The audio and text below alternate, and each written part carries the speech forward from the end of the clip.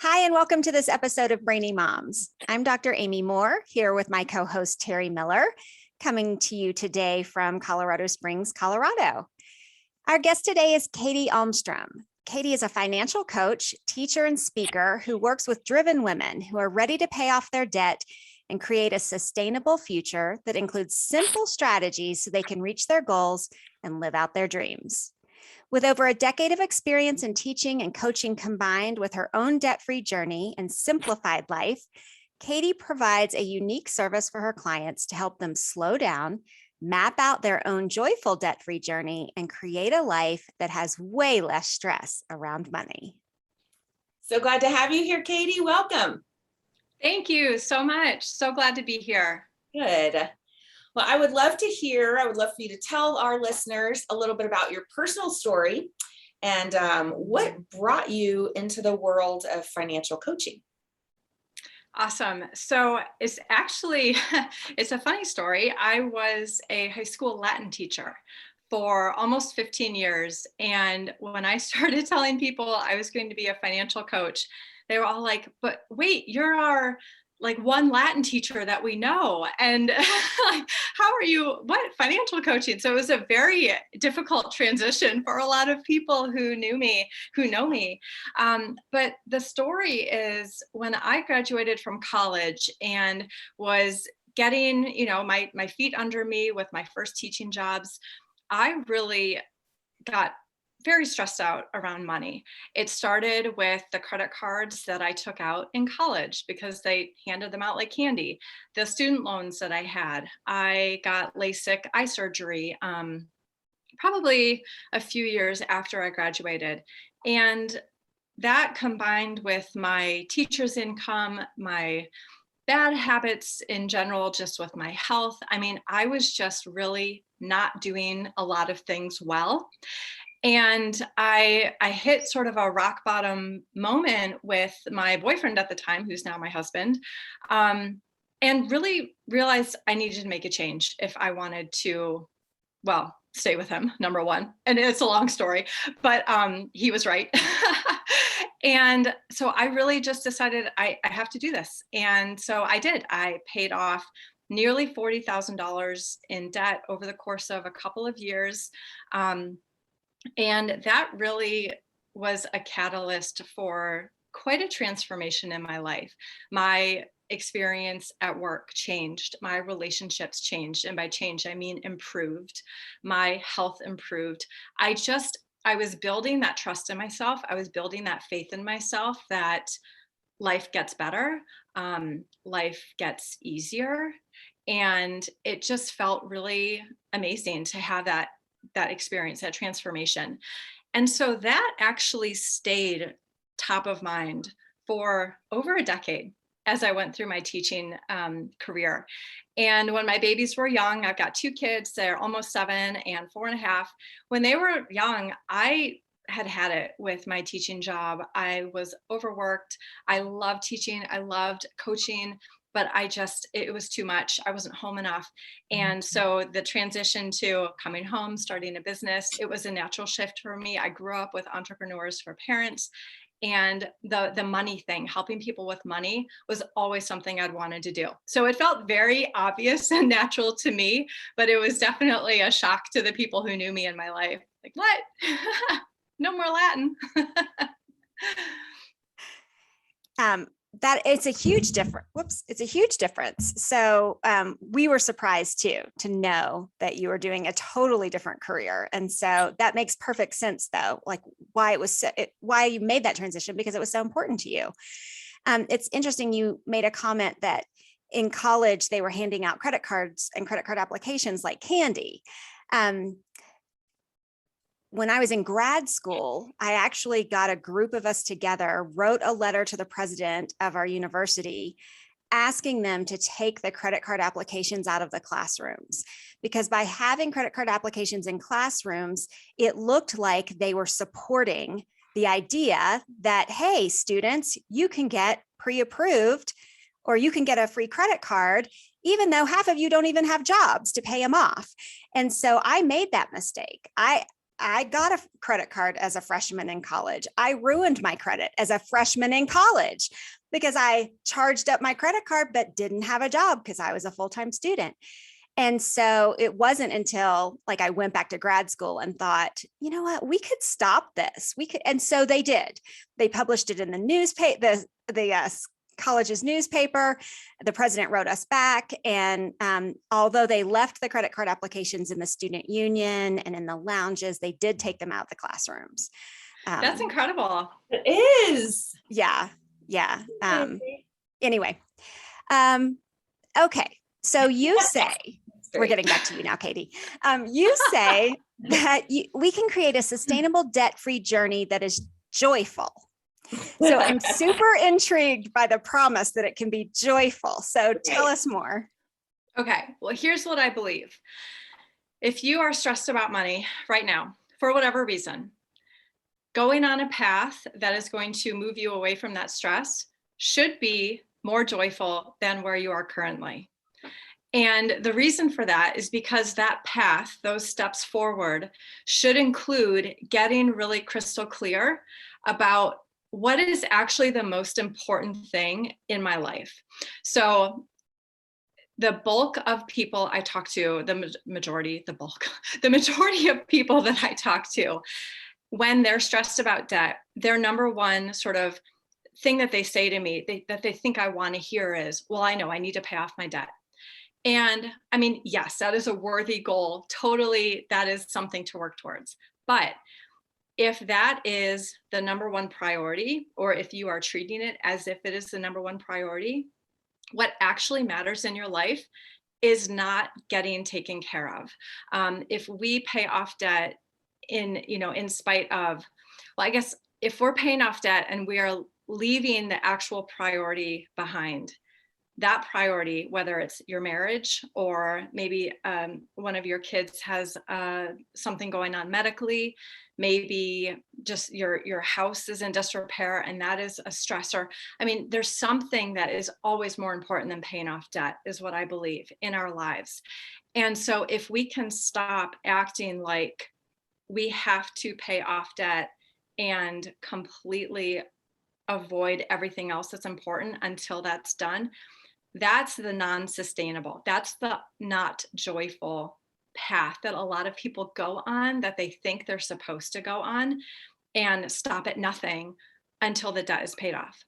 So I see the sustainable journey, I see the joyful journey as we're crystal clear about what's most important, whether it's right now our family, our health, our kids, our marriage, and putting that in the plan first and foremost. Okay.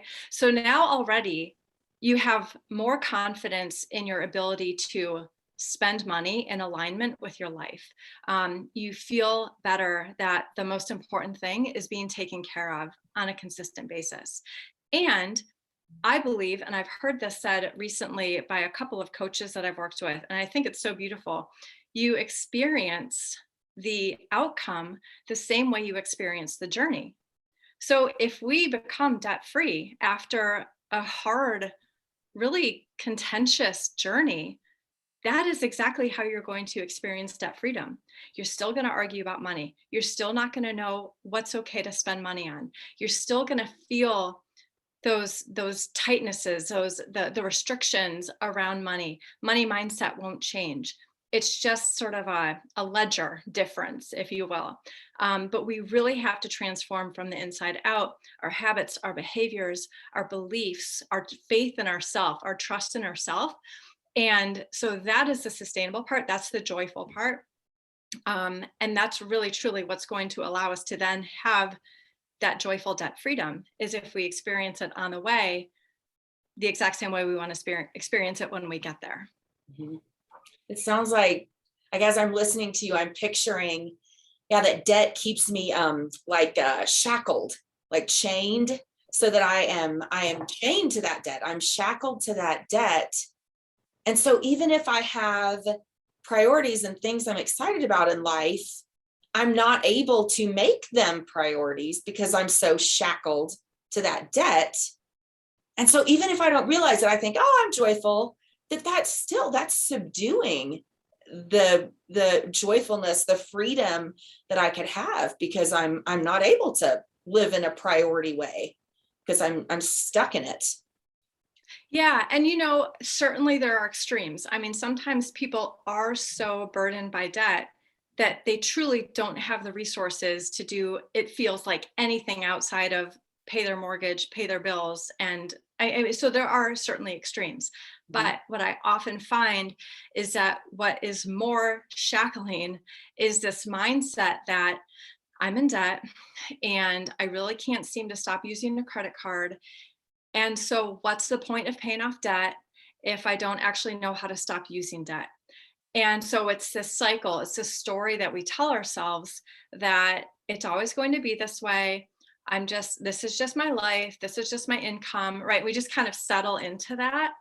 And a lot of times that, that manifests as, well, I'm going to go make myself feel better about this situation by spending money, getting takeout, shopping, right? So it's this vicious cycle where what I find is and my own personal experience is when I was really stressed out with 4 maxed out credit cards and really just very limited freedom, wiggle room, I would go to the outlet mall every weekend. Like I had a circuit that I would, all the same stores, I'd hit the Starbucks. And that was my routine. And as I found my way out of debt and as I really changed sort of how I felt about money and I created more confidence and excitement in myself about my future, that happened less and less and less. And I didn't want to go. I mean, it was totally a byproduct of that stress. So I just anecdotally, I thought that was such an interesting shift in me. And I see that in a lot of my clients too, habits that just sort of vanish once they really feel like they've got that clarity about what to do next with their money. So great. So good. Yeah. Tell us about what beliefs and mindset need to change, or what's necessary to really get into that and step into that debt-free journey. So I think there's a couple of things. One for sure is that it's not going to happen overnight. And there will certainly be sort of bumps or obstacles along the way. So it is so crucial that we do have that trust or that faith that doing the right thing enough times is going to give us the result that we want in the future. And so even if it feels challenging, and certainly I just said it should be joyful, right? But it will be challenging too. Like I'm not going to sugarcoat it. There will be a month when it feels like I can't make any progress at all. But the first thing I like to do with my clients is find a way to get through the month without using new debt. And that's a win in and of itself. So even if it feels like, well, I'm not moving the needle, I'm not paying off debt this month, that's okay if you're continuing to operate without new debt. That's okay if something big comes up and you're able to deal with it in the moment and not just push it aside and say, I'll put that on payments, or I'll take out a new credit card. Or, when we are mature and deal with life as it happens, not only does it reduce our stress because we're not, over sensationalizing what's going on, we're not thinking about it, we're just dealing with it and then it's gone, it's done. That is such a win, because then we, again, build up that confidence that when I'm debt free, I'm going to be able to take life in stride. I'm going to be able to use my resources that I have in the moment appropriately.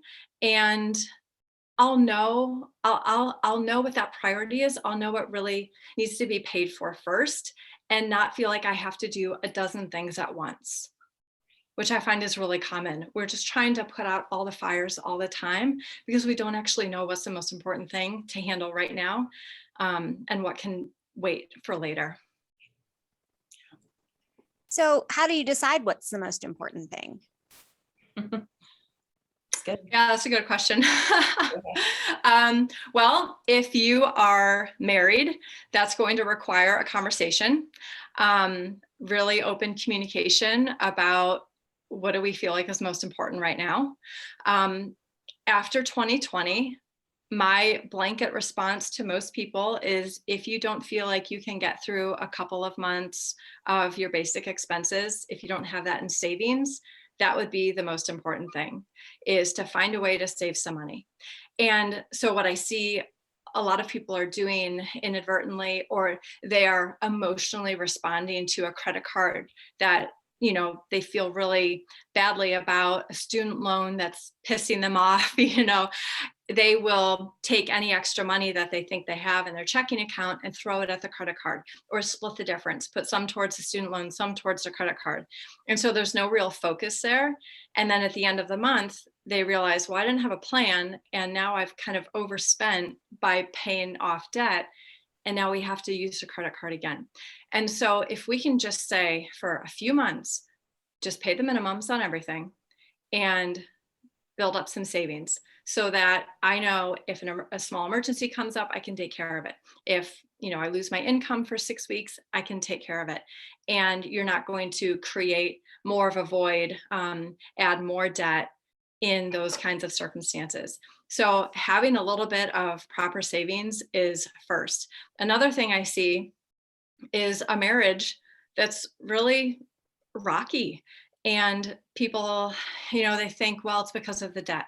So we have to pay off the debt, have to pay off the debt, have to pay off the debt. And that's what's going to help us. When in fact, we need to prioritize our communication first, our time together first. And sometimes just having someone give permission to just leave the debt alone for a little bit. Let's make sure that, you know, we're not in that circumstance where absolutely every dollar has to go to debt. So maybe we call the credit card companies, maybe we find a way to, you know, simplify what we're spending money on, so we have a little bit of a cushion. How do we just sort of break down what we're doing and make it so that in a period of 3 months, we know that the basic bills are going to be covered and we make time for us?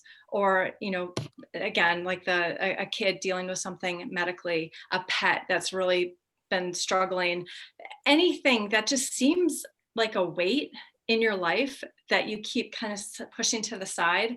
And every time you think of it, wondering, how am I going to pay for this? Like, let's make that the priority right now. It's really hard to answer that question without a lot, you know, this is very nuanced. It's not cookie cutter, Sure. but those are some of the really common things that I see. So I know in a lot of marriages, one person takes care of the finances. And it's typically the person who doesn't have an emotional attachment to the finances, you know, whereas the other person is too emotionally attached, can't handle the stress of the monthly finances, and just says, okay, you do it. So what I'm hearing you say is communication is so important. How do you start that conversation when only one of you is in charge of finances, but you need to be on the same page? That's a big question. Help us, please. That is a big question. So I'll start by saying that opposites attract. And so that kind of a relationship where maybe one likes to do the budget, one doesn't, one likes to spend, one likes to save, like that's super common. And so first and foremost, let's understand that about each other. That's where this communication piece comes in. Like, let's talk about money in a way that isn't so charged. Whatever you feel about money, however you behave with money, like, let's not make that wrong. But let's be very open with each other about what our tendencies are. And so therefore, Uh-oh. Have we lost her? Yeah, she froze. Uh-oh. I didn't know if it was just on my end. Okay, technical what glitch. are in this marriage? Hey, I still Katy? hear you guys. Can you hear me? Yeah, can you start your Can you full hear me? sentence? Can you hear us? Yep. Can you hear me again? Yeah, can you start your Okay. full sentence over, and then I'll just cut out that awkwardness in the middle in editing. We Sure, don't I'm can't trying- see you, but we see your picture, so that's okay. Yeah, I turned off the video because Okay. I thought that might be it. Yeah. Sorry, I'm trying to remember what I was saying. Oh. So you said that just know that no matter what you believe about money, which partner believes which, that's yeah, okay. Yeah. and try to understand each other. Yes. So I think a really important thing for couples to do is have that conversation about money, where we talk about what were some of our early experiences? What are our beliefs about money? How do we think about money? How do we feel about money? And that's what's going to inform kind of what are our roles here in this marriage. So I strongly believe that when you're married, it's our money. Income all goes into one pot, and we as a couple have a plan for how we're moving forward as a household, as a family. That said, you do not each have to put the budget together every month. You do not have to, track every single expense equally. So the quote unquote burden of the finances and keeping track of things, that's usually going to fall to the person who wants to do it.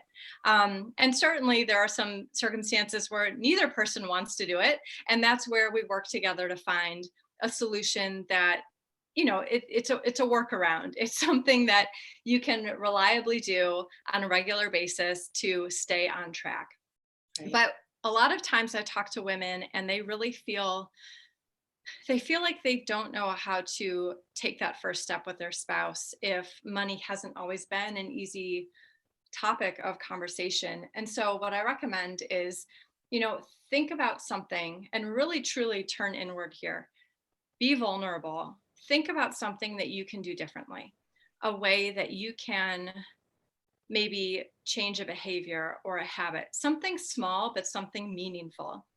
And go to your spouse and simply say, look, I've been thinking, and this is something that I want to do differently because I feel like it would really help us moving forward financially. I think this would be really good for me, for us, for our household.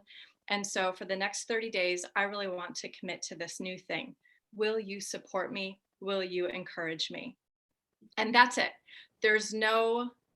And I think you should, there's no expectation of reciprocation. You are just simply going into this vulnerably and sharing how you want to be the role model, how you want to sort of pave the way for your family. And that is a lot easier said than done. I realize this, but it is a hard first step. That is a really important first step, I think, for a lot of people trying to get this communication piece rolling. So let me ask the part B to that question. It's really hard to disappoint your children by saying, no, you can't have that because we can't afford that. Or if you're making changes in your finances, it's just a difficult conversation to have with your kids. So what advice do you have for how to get those conversations going? So I tell my kids no all the time, even if we can afford something. And here's the thing, saying no, we can't afford it, that is language that you should remove altogether as parents. Instead, let's say, we're not going to spend our money on that. We're choosing instead to spend it on this. So as a family, you always, always, always want to have something special that you are choosing to spend money on. It might be your Friday night pizza and movie. It might be a weekend trip at grandma's. Whatever the case is, there does need to be something that they can wrap their heads around, that yes, we are choosing to spend money on me, on the family all together, but we're not going to spend it on, this toy at the grocery store or this extravagant, something else over here. So I really, and a lot of that too comes with just as parents, the confidence that everything is a choice and that a simpler lifestyle is better. I guess I'm a hard one to ask about this because I have no qualms telling my kids no. Gosh, I tell them no all the time. And I really just think the more you can frame it in a way that's, of course, I understand you want this toy. Of course, I understand you want to do this. But we're not choosing to spend our money that way. You are more than capable when you're older to earn your own money, make your own choices, but modeling that early on, that we don't just get whatever we want, especially if we can't afford it. Let's say you do, and I have no idea what the example here is, but let's say you do take your kids to the water park and the entire $1,800 goes on the credit card. The amount of stress and anxiety that your kids will feed off of you or feel, emanating from you on the way, during the trip, on the way home, the weeks after the trip, and compound that with all the other times that you said yes when you should have said no. It's not, it's way better that we're saying no in the first place. It's kind of like the extra desserts or, the junk food, the stuff that they shouldn't be eating. Every time we say no, you're just reinforcing, let's eat healthy food, or you're reinforcing, let's do something that's better for our bodies, that is going to make us feel good, that's going to set you up for things down the road. And I'm not saying never have the dessert. Oh my gosh, no. We stayed up way too late getting ice cream last night with my kids. But I think it's just that same mindset of, we don't need to feel badly because we're saying no, because the kids don't need to know we can't afford it. It's we're choosing differently because this is healthier for our family. That was long-winded. Oh, I loved it. I loved every word. Yes. That was the best piece of advice I think we've heard on this show. Yes. Oh, I love that. Oh. Yeah. Fantastic. It's that idea of, again, like prioritizing, like I don't have to be shackled to the idea that no, we can't afford it. It's just a different priority. And so there's a freedom and a lightness. It doesn't have to be this sorrowful, no, buddy, I'm sorry, we just can't afford that. It can be this lighthearted, oh gosh, that toy looks really cool, but we're going to spend our money on something else because remember, we have this trip coming up and I bet we're going to be able to go out to eat when we go on that trip. And so we're going to use our money that way. And so it's this forward thinking, positive. I'm like, wow, mind blown. This is so great. And that's the thing. Oh, sorry to interrupt, but that's the thing too. When you start to plan ahead, here's how we're going to spend our money in October or November, whatever month is coming up. When you do that planning, now you actually have a figure, you have a number for family entertainment or eating out. And so you can even give your kids the choice. If they say, hey, we really want to go do this thing this weekend, say, great, we can do that, but we're going to have to skip pizza next weekend. How's that sound? I mean, it's just a choice.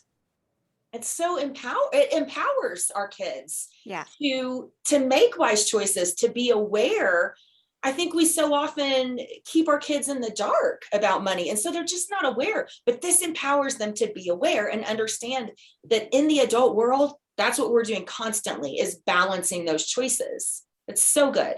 Yeah, that's right. And with any aspects of parenting done with intention, done with love, done in a way that is, truly trying to show your kids a way that is not going to overwhelm them in the future, is not going to destroy their health or their finances.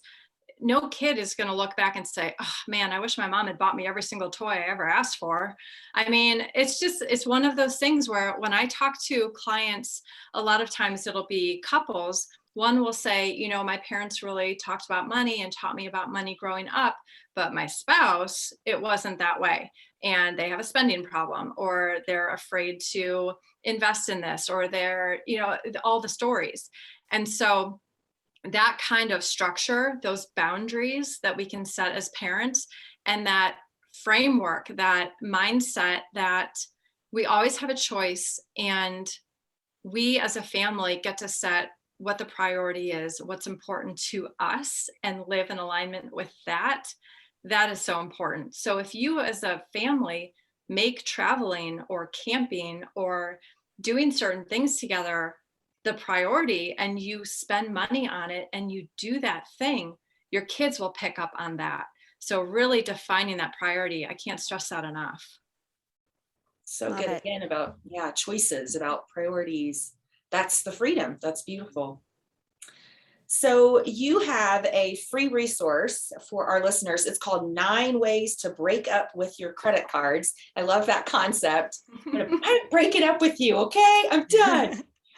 And so before we talk about some of those specific things you mentioned, why would we consider it? Why should I consider saying, I'm done with you, I'm going to break up with you?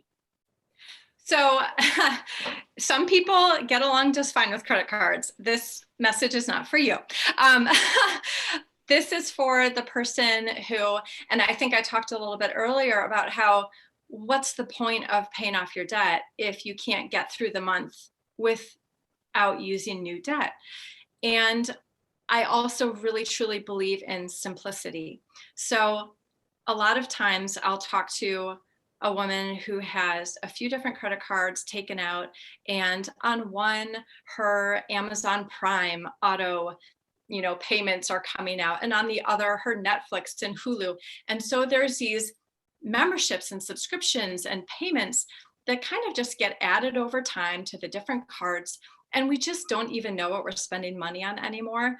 We don't feel like we can close any of the cards because, well, we might lose this subscription. It feels like I dare I say, we get a little bit lazy and just let it go. But instead, what we actually need to be doing is getting super simplified and say, I know exactly what's happening next month. I'm planning my dollars in this way, instead of saying, well, so much money was spent last month on the credit cards, and I have this month to pay that off. But you have no idea what the dollars are going to. It's just paying off a chunk, probably not all, but a chunk of what you've already spent. And so when you break up with your credit cards, when you simplify by putting all of your automated expenses on your debit card, then we can actually plan for the month ahead before the money even leaves our checking account. And we don't get into this cycle of playing catch up every single month, paying off what we did last month, and not actually really knowing what it was for. Makes sense. So we need to take a quick break, and Teri is going to read a word from our sponsor, Learning RX.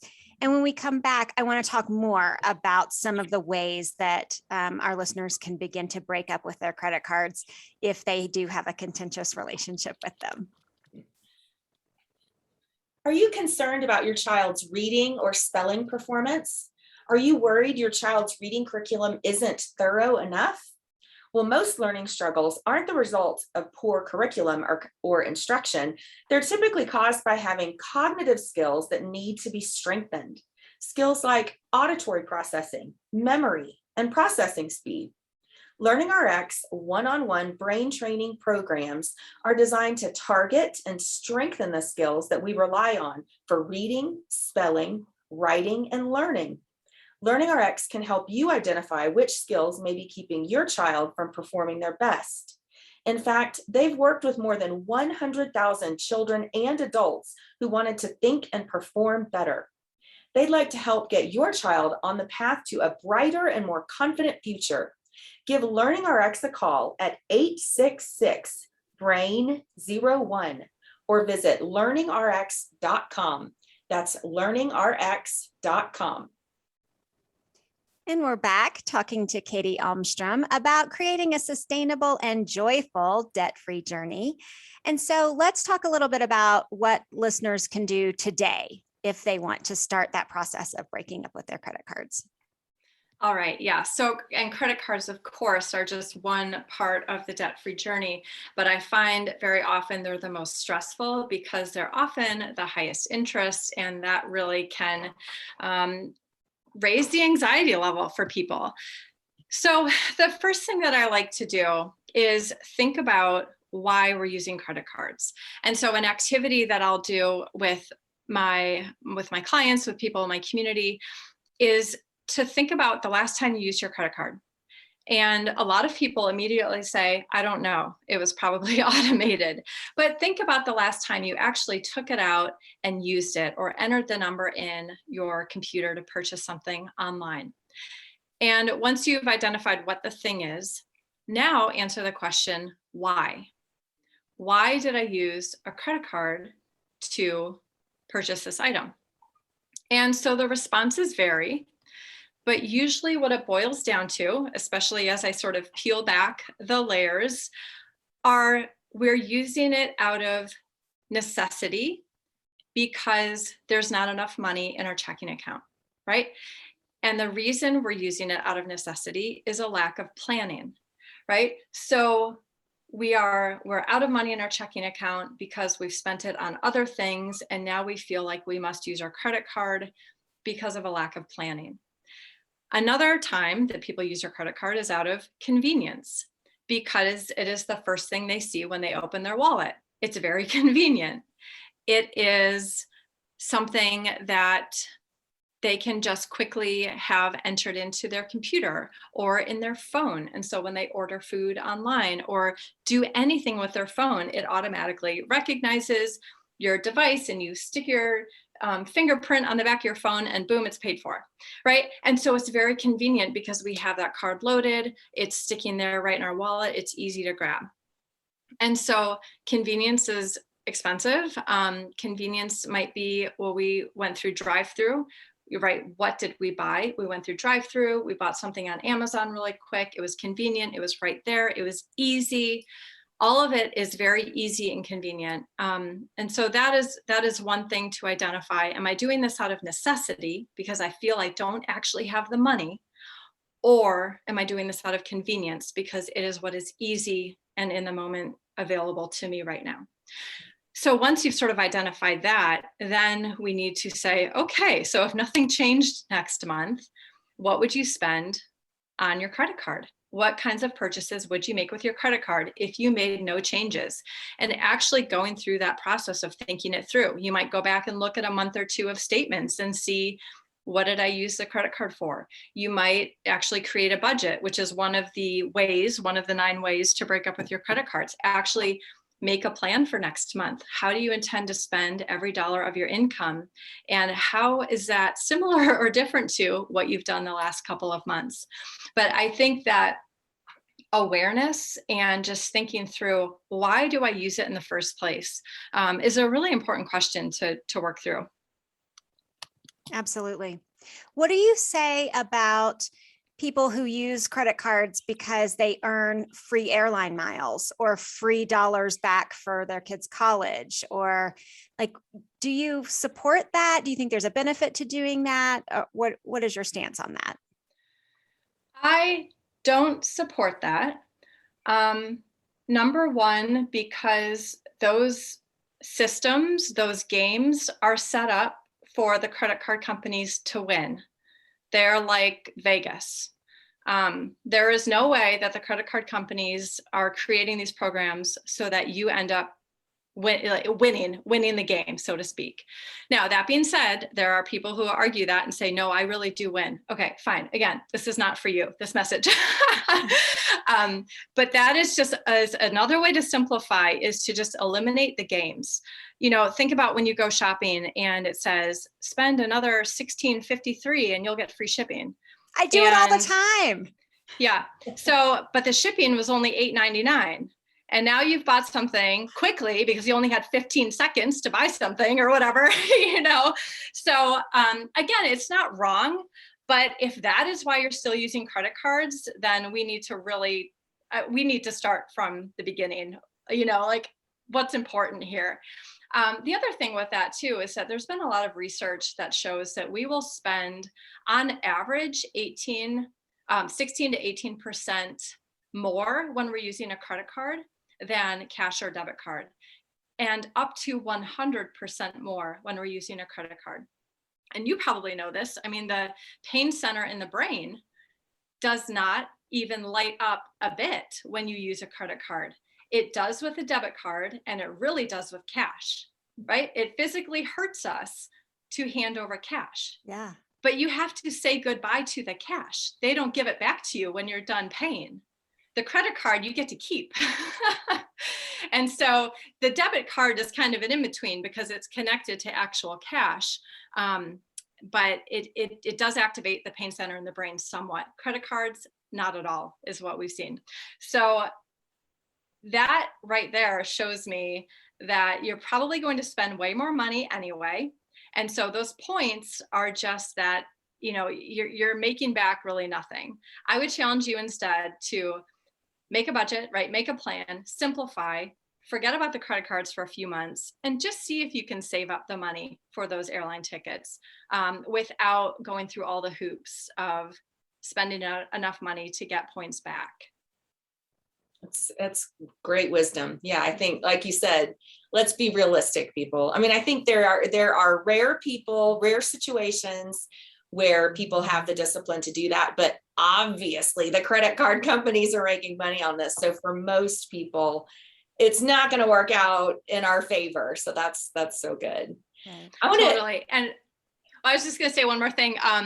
There's a financial guru, Dave Ramsey, and something he says is that credit cards are like the cigarettes of the financial industry.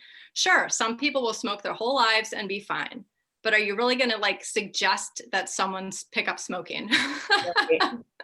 Teri actually used to work for Dave Ramsey. So Yeah. Did you really? Years and years and years ago, when he first was publishing his very first book. Yeah.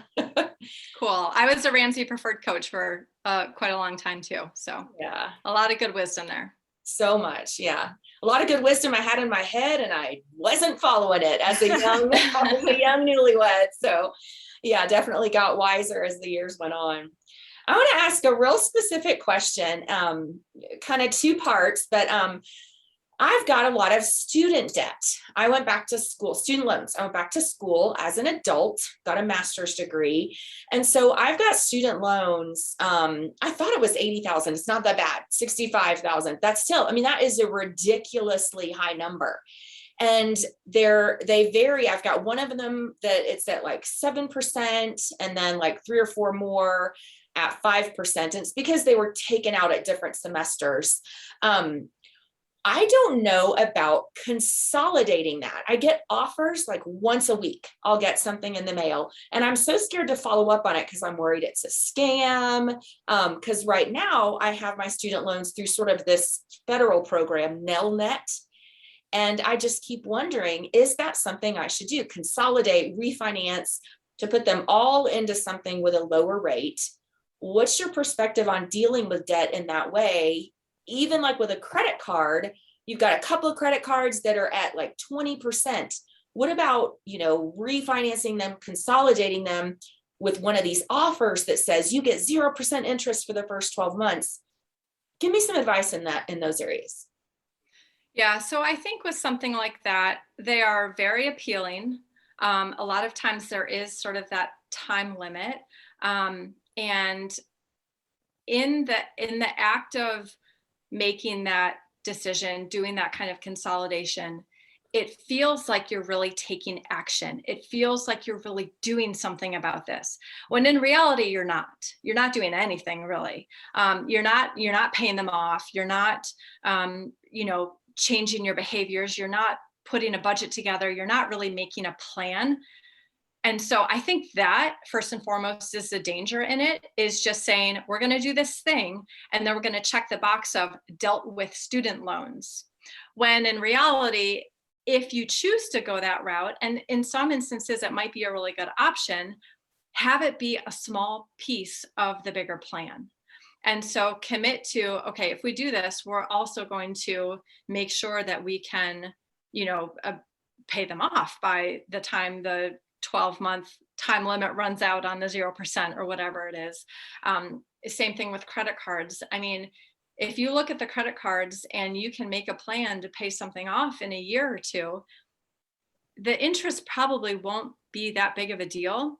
If you consolidate and ignore it for the 12 months that it's at 0% and continue your behaviors and continue to add more debt, now you wind up with a higher interest rate when the 12 months goes up, more debt that you added because you felt like you dealt with the credit cards. And so you kind of just wind up in a worse position anyway. So the answer would be possibly, but make it part of the big picture plan. Have it just be one aspect of what you plan to do moving forward to take care of them. Okay, that's good. Yeah, got to deal with the root cause before That's I just right. think everything's going to be solved by solving a symptom. Yeah. Or not even the root cause, but how do we really take action on this? And not telling ourselves that doing a rollover or doing a consolidation is the action, right? It is just part of the process potentially. Okay. And that makes a difference psychologically, for sure. Yeah. Right. Yes. Well, what next, Amy? Did you have one? Do you have a question? No, we are running out of time, but I do, Katy, I do want you to tell our listeners about your coaching program. Yes. Awesome. So right now, what I'm offering is a 2-hour intensive coaching session. And the reason I'm doing that is because I think a lot of people feel like once I have a really deep coaching conversation with someone, they feel like, I want to go do this work. They're really fired up. They feel like they've got this plan. They know what to take action on for the next 60 to 90 days, and they just want to go and do it.